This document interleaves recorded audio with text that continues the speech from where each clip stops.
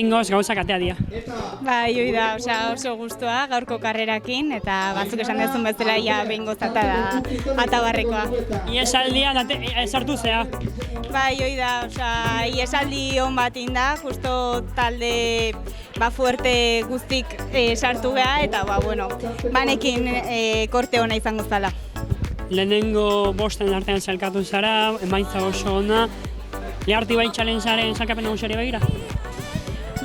Ez dakit, azkenen hemen 3 etapa hartzeie kontun eta atzoko kronon, enitzen hor aurren sartu. Orduan, ez dakit sailkapen nagusi behi da jartzeko moduen egongo naizen, baina gaurkoa ikusi ezkeo biharko behintzat motibauta. Oso kontzentratuta ikusi zaitugu, lehenengo kilometroetan tropelaren aurrealdean une oro, baina eraso gogorrak izan dira, batez ere danak Paulari begira, horren kontra egiteko ibili dira, gero zu eta beste lauek zuen momentu hartu ez zuen.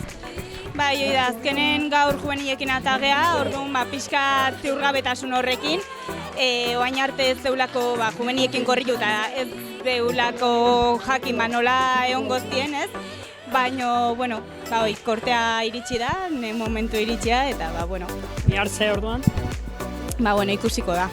Sorte hon. Eskerrik asko.